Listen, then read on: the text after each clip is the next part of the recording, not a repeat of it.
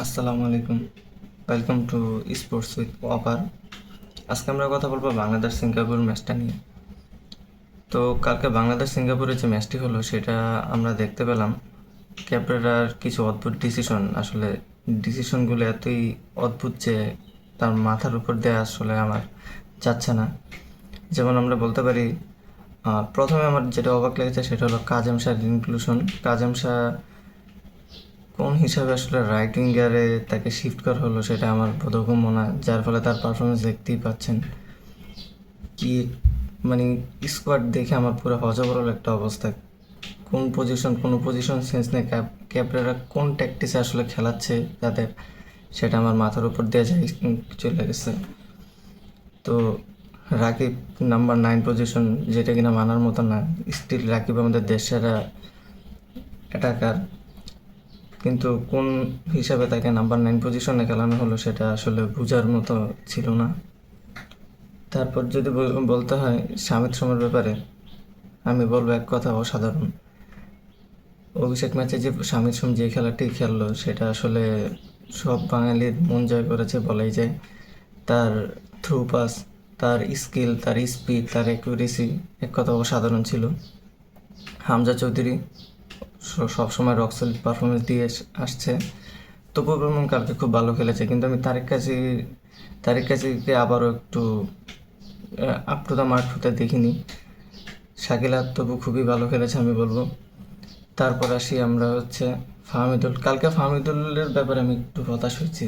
কারণ হলো ফাহমিদুল কিন্তু গতানুগতিক আরও স্পিডি ফুটবল খেলে, আমরা তার কাছ থেকে আরও বেটার পারফরমেন্স আশা করি, কিন্তু ফাহমিদুল কালকে আমার মনে হয় না সে তার লেভেলের খেলাটি খেলতে পারছে যেটা আমরা ভুটান ম্যাচে দেখছিলাম। কিন্তু ফাহমিদুলের উপর আশাবাদী হতেই পারি, কেননা ফাহমিদুল আমার মনে হয় ভবিষ্যতে বাংলাদেশের সুপারস্টার। কিন্তু কালকে মিডফিল্ডে হামজা, তারপর শামিদের সাথে আমি চাইছিলাম জামাল ভাইকে নিয়ে দেখতে, কেননা জামাল ভাই আমরা জানি স্টিল বাংলাদেশ ক্যাপ্টেন। তাকে প্রেস কনফারেন্স মিডিয়া যেভাবে ব্যবহার করে, তাকে আসলে গেম টাইম অন্তত 20 মিনিট সে ডিজার্ভ করে, এটা আমার বিশ্বাস। কিন্তু ক্যাবরেরা কোন হিসাবে তাকে গেম টাইম দিচ্ছে না সেটা আমার মাথায় আসে না। এমনকি বাংলাদেশের যখন কেউ খেলা দেখতো না তখন এই জামাল ভাইয়ের জন্য অনেকে মানুষ খেলা দেখতে চাইতো। এখন জামাল ভাইয়ের খেলা দেখতে নেয় না, খেলতে নেয় না। এটা আসলে আমি জানি না কোন কারণ, কোন রিজন। কালকে আমি আরও অবাক হতাম যদি দেখতাম সোহেলকে আসলে মিডফিল্ডে বসাই দিছে আর শামিদ সোমকে এখনও অভিষেকই করেনি, তাহলে আমি অবাক হইতাম না। কেননা ক্যাবরেরা যে অদ্ভুত ডিসিশন, আমি আসলে জানি না কোন হিসাবে কাকে নামায়। ইভেন কালকে সারের ইমনের মতো প্লেয়ার থাকতে কেন কাজম সারের রাইট উইংয়ে খেলাইতে হইব, আমি সেটাও আমার মাথায় আসে না। যার ফলস্বরূপ আমরা ফার্স্ট হাফ অনেক স্লো ফুটবল দেখছি। যেই মুহূর্তে সারিয়ার ইমনটা নামানো হইলো ওই মুহূর্তে কিন্তু বাংলাদেশ ভালো অ্যাটাক করছে। ইভেন কালকে আরেকজনের পারফরমেন্স নজর কাড়া ছিল, সেটা হইছে ফয়সাল আহমেদ ফাহিম কিন্তু দুর্দান্ত খেলছে, মারাত্মক খেলছে কালকে। ফাহমিদুলের চেয়ে ভালো খেলছে আমি বলবো, কেননা ফয়সাল আহমেদ ফাহিমের যত বল ডেলিভার করেছে সে প্রত্যেকটার আউটপুট দিতে পারছে।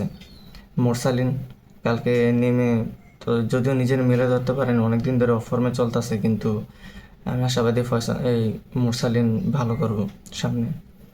আর যেটা আমরা বললাম বাংলাদেশের একটা প্রপার স্ট্রাইকার লাগবে, কেননা নাম্বার 9 পজিশনে বাংলাদেশ এখন ওই পরিমাণ প্লেয়ার সাপ্লাই করতে পারেনি।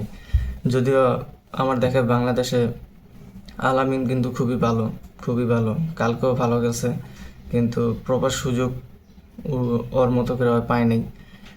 কিন্তু ফার্স্ট হাফে যে কয়টা সুযোগ পাইছিলাম ওই পজিশনে যদি রাকিবের জায়গায় যদি নাম্বার 9 একটা প্রপার নাম্বার 9 থাকতো তাহলে কিন্তু বাংলাদেশ খুবই ভালো খেলতো। আমি আশা করি যে গোল পাইতো। আর কি বলবো সাদউদ্দিনের ব্যাপারে, সাদউদ্দিন যে কোন হিসাবে জাতীয় দলে রাখছে আমার মাথায় আসে না।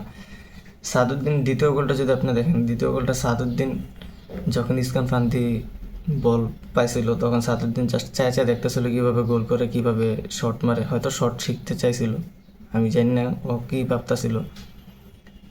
আসলে বলার মতো নেই, ক্যাবরেরার প্রিয় ছাত্র কোন হিসাবে জাতীয় দলে আছে, তার ভাই তাজউদ্দিনও নামাইতে পারতো কিন্তু ওর বদলি, কিন্তু ক্যাবরের এটা করে নাই। এটা কোন হিসাবে করছে, কিভাবে কি হয়েছে, এটা ওই ভালো জানে।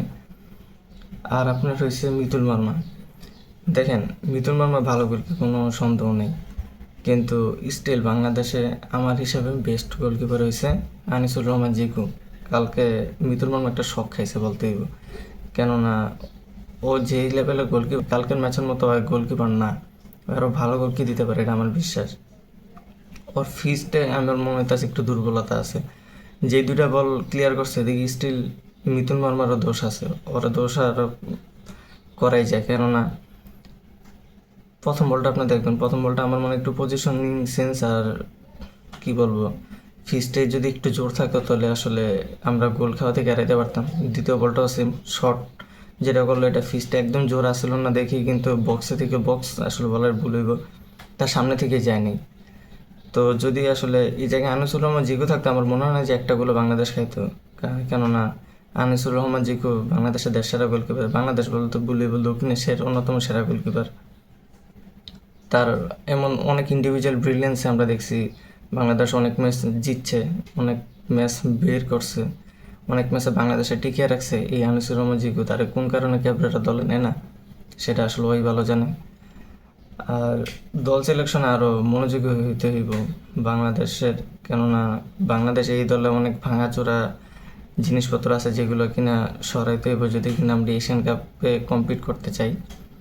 আর হয়েছে একজন প্রপার নাম্বার 9 লাগবে, তা না হইলে আসলে বাংলাদেশ ভালো খেলতে পারবো না। এটা ভালো খেলেও লাভ নেই যদি না আপনার উপরে গোল করতে পারে। যদি উপরে গোল করার একটা মানুষ থাকে তাহলে অবশ্যই বাংলাদেশ অনেক 50-50 ম্যাচে বাইর করতে পারবে, যেটা কিনা সিঙ্গাপুর ইসকান ফান্দি কইরা দেখায়। এই ইসকান ফান্দিটা নিয়ে কিন্তু অনেক কি বলে অনেক ভয় ডর ছিল, আসলে ওই কিন্তু সেকেন্ড গোলটা করে বাংলাদেশের ম্যাচে থেকে বাইর করে দিছে।